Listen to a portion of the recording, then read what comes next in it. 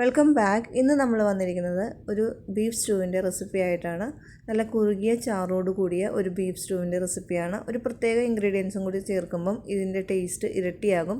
അപ്പോൾ ഈ രീതിയിൽ നിങ്ങൾ ട്രൈ ചെയ്ത് നോക്കിയിട്ടില്ല എങ്കിലൊന്ന് ട്രൈ ചെയ്ത് നോക്കുക. വീഡിയോ ഇഷ്ടപ്പെട്ടാൽ ലൈക്ക് ചെയ്യാനും നിങ്ങളുടെ ഫ്രണ്ട്സ് ആൻഡ് ഫാമിലിക്കും ഷെയർ ചെയ്യാനും മറക്കരുത്.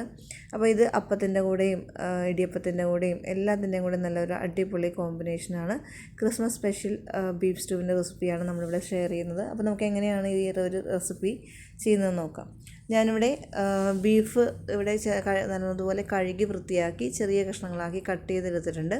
ഇത് ഏകദേശം ഒരു 400 ഗ്രാമോളം ഉണ്ട്. അപ്പോൾ ഈ ഒരു അളവിലാണ് കേട്ടോ നമ്മളിവിടെ കാണിക്കുന്നത്. ഇനി 2 സവാള, മീഡിയം സൈസ് സവാള സ്ലൈസായിട്ട് കട്ട് ചെയ്തെടുത്തിട്ടുണ്ട്.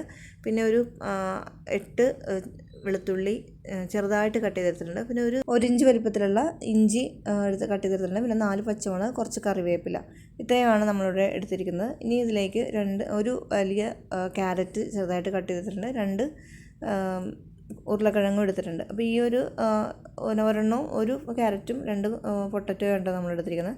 ഇതിൻ്റെ ആവശ്യത്തിന് നിങ്ങളുടെ ആവശ്യത്തിന് അതിൽ കൂടുതൽ എടുക്കാം. ഇനി ഒരു 10 കാഷ്യൂനട്ട് നമ്മളിവിടെ കുതിരാൻ വേണ്ടി വെച്ചിട്ടുണ്ട്. ഇത് അരച്ചെടുക്കാനുള്ളതാണ്. ഇപ്പോൾ ഞാനിവിടെ ബീഫ് നമ്മളുടെ കുക്കറിലോട്ട് ഇട്ട് കൊടുത്തിട്ടുണ്ട്. അതിലേക്ക് കുറച്ച് ഉപ്പ് ഇട്ട് കൊടുക്കുന്നുണ്ട്. ആവശ്യമായ ഉപ്പ് ഇതിലേക്ക് ഇട്ട് കൊടുക്കുന്നുണ്ട്. പിന്നെ ഇതിലേക്ക് നമ്മൾ ആദ്യം അരിഞ്ഞു വെച്ചിരിക്കുന്ന ഇതിൽ നിന്ന് 1 ടീസ്പൂൺ വീതം ഇഞ്ചി വെളുത്തുള്ളിയിലേക്ക് ഇട്ട് കൊടുക്കുന്നുണ്ട്. ഇനി ആ 4 പച്ചമുളകിൽ നിന്ന് 2 പച്ചമുളക് ഇപ്പം നമ്മൾ കുക്ക് ചെയ്യുമ്പോഴും ഇനി ഇതിലേക്ക് 1 ടീസ്പൂൺ കുരുമുളക് കൂടി ഇട്ട് കൊടുക്കുന്നുണ്ട്. അപ്പോൾ 400 ഗ്രാമിന് ഞാനിവിടെ 1 ടീസ്പൂൺ ഇട്ട് കൊടുക്കുന്നത്. അതിൽ കൂടുതലുണ്ടെങ്കിൽ അതനുസരിച്ച് കുരുമുളക് കൂടി ഇട്ട് കൊടുക്കുക. ഇനി കുറച്ച് വെള്ളവും കൂടി ഒഴിച്ചിട്ട് നമുക്കിതൊന്ന് കുക്ക് ചെയ്തെടുക്കാം. അപ്പോൾ നമ്മൾ ഇതിനകത്ത് മഞ്ഞൾപ്പൊടി ഒന്നും ചേർക്കാറില്ല. മഞ്ഞൾപ്പൊടിയും വേറെ മസാല ഒന്നും ചേർക്കുന്നില്ല. ഈ ഒരു മസാല മാത്രം ഇട്ടിട്ടാണ് നമ്മൾ ഇത് കുക്ക് ചെയ്തെടുക്കുന്നത്. അപ്പോൾ ഇത് ഞാൻ ഗ്യാസിൽ വെച്ചിട്ടുണ്ട്. ഇതൊരു 6 വിസിൽ വരെ നമുക്കിത് കുക്ക് ചെയ്തെടുക്കാം. അതുപോലെ ഓരോരുത്തരുടെ ബീഫിൻ്റെ വേവ് അനുസരിച്ച് കുക്ക് ചെയ്തെടുക്കുക. ഇനി നമ്മളൊരു പാൻ വെച്ചിട്ടുണ്ട്. ആ പാനിലേക്ക് വെളിച്ചെണ്ണയാണ് ഒഴിച്ച് കൊടുക്കുന്നത്. ഇനി ഇതിലേക്ക് ഒരു 2-3 കഷ്ണം പട്ട, ഒരു 3 കറിയാമ്പൂ, പിന്നെ കുറച്ചൊരു കുരുമുളക്, ഒരു 5-8 കുരുമുളക്, പിന്നെ 3 ഏലക്കയുടെ തൊലി ഞാൻ എടുക്കുന്നില്ല, കുരു മാത്രമാണ് എടുക്കുന്നത്.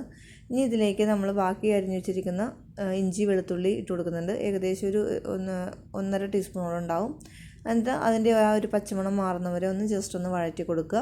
ഇനി ഇതിലേക്ക് നമ്മൾ ആദ്യം തന്നെ അരിഞ്ഞു വെച്ചിരിക്കുന്ന സവാള ഇട്ട് കൊടുക്കുക. 2 മീഡിയം സൈസ് സവാള സ്ലൈസായിട്ട് കട്ട് ചെയ്തതാണ്. ഇനി ബാക്കി 2 പച്ചമുളകും കറിവേപ്പിലയും കൂടി ഇതിലേക്ക് ഇട്ട് കൊടുത്തിട്ട് നമുക്കിതൊന്ന് വഴറ്റിയെടുക്കാം. ഒരുപാട് ലൈറ്റ് ബ്രൗൺ കളറൊന്നും ആവണ്ട. എന്താ പറയുക, ചെറുതായിട്ടൊന്ന് വഴന്ന് വന്നാൽ മാത്രം മതി. നന്നായിട്ടൊന്ന് സോഫ്റ്റ് ആയാൽ മാത്രം മതി. ഈ ഒരു പാകത്തിലാണ് കേട്ടോ. ഇപ്പം ഇത് നമ്മൾ ഇതിലേക്ക് ഇനി കുറച്ച് ഉപ്പ് കൂടി ഇട്ട് കൊടുത്തിട്ട് ഒന്നും കൂടി ഒന്ന് വഴറ്റിയെടുക്കുന്നുണ്ട്. കണ്ടോ, ഈ ഒരു പാകം മതി നമുക്ക്. കാരണം ഒരുപാട് ബ്രൗൺ കളറൊന്നും ആവേണ്ട ആവശ്യമൊന്നുമില്ല. ഇനി നമ്മളിത് ഒന്നും കൂടി ഒന്ന് നന്നായിട്ട് കുക്ക് ചെയ്യുമ്പം ബാക്കി നന്നായിട്ട് സോഫ്റ്റ് ആയിക്കോളും. ഇനി ഇതിലേക്ക് ഞാൻ ആദ്യം തന്നെ കട്ട് ചെയ്ത് വെച്ചിരിക്കുന്ന ക്യാരറ്റും പൊട്ടറ്റോയും ഇട്ട് കൊടുക്കുന്നുണ്ട്. അപ്പോൾ സവാള ഈ ഒരു പാകത്തിൽ മതി. ഇനി ഒരുപാട് ബ്രൗൺ കളറൊന്നും ആയി വരേണ്ട ആവശ്യമില്ല. ഇനി നമുക്കിതൊന്ന് നന്നായിട്ടൊന്ന് വഴറ്റി കൊടുക്കുക. ഈ എണ്ണയിലിട്ട് നന്നായിട്ടൊന്ന് വഴറ്റുക. അതിനൊരു കുറച്ച് നേരം നമുക്കിതൊന്ന് മൂടി കൊണ്ട് അടച്ച് നമുക്ക് ചെറുതായിട്ടൊന്ന് കുക്ക് ചെയ്തെടുക്കാം. ഏകദേശം ഒരു 5 മിനിറ്റോളം ഒന്ന് കുക്ക് ചെയ്താൽ മാത്രം മതി. അതിനുശേഷം നമുക്ക് തേങ്ങാപ്പാൽ ഒഴിച്ചിട്ട് കുക്ക് ചെയ്യാം. ആദ്യം തന്നെ ഈ ഒരു എണ്ണയിലിട്ട് ചെറുതായിട്ടൊന്ന് വെള്ളമൊന്നും ഒഴിക്കാതെ നന്നായി ഒരു 5 മിനിറ്റോളം നമുക്ക് മൂടി കൊണ്ട് അടച്ചൊന്ന് കുക്ക് ചെയ്തെടുക്കാം.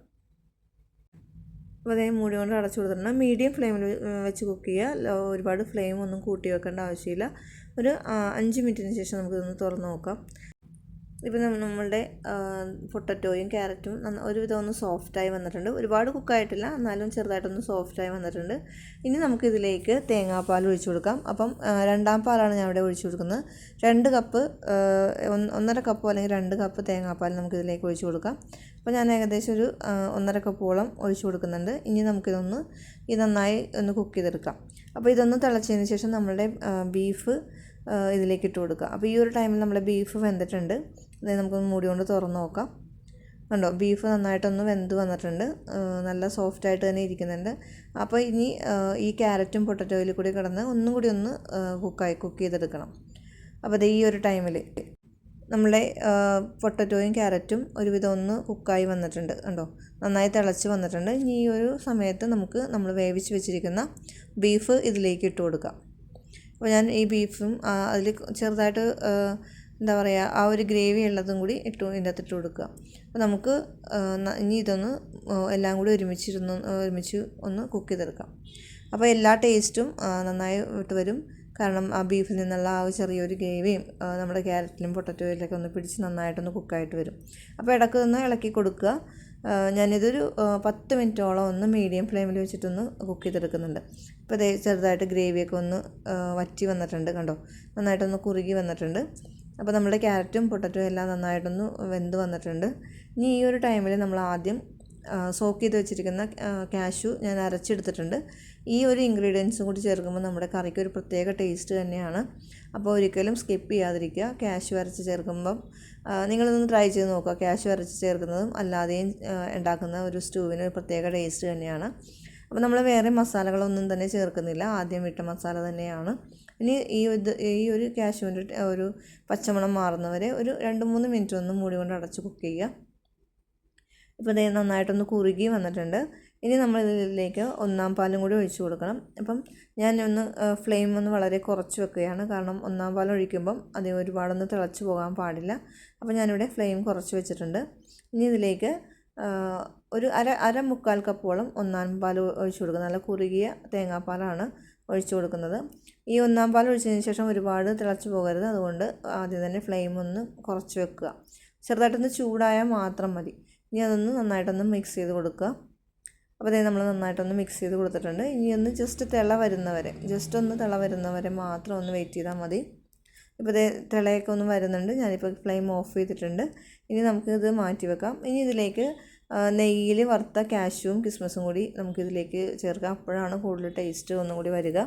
അപ്പം നിങ്ങൾക്ക് അഥവാ വേണ്ടെങ്കിൽ ഈ ഒരു ടൈമിൽ നിങ്ങൾക്ക് സെർവ് ചെയ്യാവുന്നതാണ്. അപ്പോൾ ഞാനിതിലേക്ക് കുറച്ച് കാഷ്യൂവും കിസ്മസും കൂടി ഫ്രൈ ചെയ്തിടുന്നുണ്ട്. അപ്പോൾ കുറച്ച് നെയ്യ് എടുത്തിട്ടുണ്ട്. നെയ്യിലേക്ക് ഞാൻ നമുക്ക് ആവശ്യമായ കാഷ്യൂ ഇട്ട് കൊടുക്കാം. എത്രയും വേണോ അത്രയും ഇടാം. അതിൻ്റെ അകത്ത് പ്രത്യേകിച്ച് അളവൊന്നുമില്ല. അത് ചെറുതായിട്ടൊന്ന് ഫ്രൈ ആയി വരുമ്പം അതിലേക്ക് കിസ്മിസും കൂടി ഇട്ട് കൊടുക്കുക. അപ്പോൾ ഞാൻ കിസ്മിസും കൂടി ഇട്ട് കൊടുത്തിട്ടുണ്ട്. ഇപ്പം ലൈറ്റ് ബ്രൗൺ കളർ ആവുന്നത് വരെ ഇതൊന്ന് ഫ്രൈ ചെയ്തെടുക്കുക. ഇപ്പോൾ ഇത് ഫ്രൈ ആയിട്ടുണ്ട്. ഇനി നമ്മൾ മാറ്റി വെച്ചിരിക്കുന്ന ബീഫ് സ്റ്റൂവിലോട്ട് ഈ ഒരു മിക്സ് ഇട്ട് കൊടുക്കുക. കാഷ്യൂം കിസ്മിസും കൂടിയുള്ള ആ ഒരു നെയ്യോട് കൂടി തന്നെ ഇട്ട് കൊടുക്കുക. എന്നിട്ട് നമ്മൾ ഇപ്പം ഒന്ന് മിക്സ് ചെയ്യരുത്. നമ്മളെപ്പോഴാണോ സെർവ് ചെയ്യുന്നത് ആ ഒരു ടൈമിൽ മിക്സ് ചെയ്യുക. ഇപ്പം ഇത് ജസ്റ്റ് ഒന്ന് പരത്തി കൊടുത്തിട്ട് ഞാൻ മൂടി കൊണ്ട് അടച്ചു വെക്കുകയാണ്. ഒരു അരമണിക്കൂറിന് ശേഷം സെർവ് ചെയ്യുമ്പോഴാണ് ഇതിൻ്റെ ഒരു ടേസ്റ്റ് വരിക. അപ്പോൾ നമ്മളിതൊന്ന് മൂടി കൊണ്ട് അടച്ച് പിന്നീട് നമ്മൾ സെർവ് ചെയ്യാൻ നേരത്ത് മിക്സ് ചെയ്തെടുക്കുക. ഇപ്പോൾ ഇതേ ഒരു അരമണിക്കൂറിന് ശേഷം ഞാനിത് ഒരു സെർവിങ് ബൗളിലോട്ട് മാറ്റിയിട്ടുണ്ട്. വളരെ ടേസ്റ്റിയായ ഒരു നല്ല കുറുകിയ ചാറോട് കൂടിയ ബീഫ് സ്റ്റൂവിൻ്റെ റെസിപ്പിയാണ്. നിങ്ങൾ ഈ രീതിയിലൊന്ന് ട്രൈ ചെയ്ത് നോക്കിയിട്ടില്ല എങ്കിൽ ഒന്ന് ട്രൈ ചെയ്ത് നോക്കുക. വീഡിയോ ഇഷ്ടപ്പെട്ടാൽ ലൈക്ക് ചെയ്യാനും നിങ്ങളുടെ ഫ്രണ്ട്സ് ആൻഡ് ഫാമിലിക്കും ഷെയർ ചെയ്യാനും മറക്കരുത്. ഇത് ട്രൈ ചെയ്ത് നോക്കിയിട്ട് ഇതിൻ്റെ ഫീഡ്ബാക്ക് എനിക്ക് തീർച്ചയായിട്ടും അറിയിക്കുക. മറ്റൊരു അടിപൊളി വീഡിയോ ആയിട്ട് കാണുന്നവരെ താങ്ക് യു ഫോർ വാച്ചിങ്.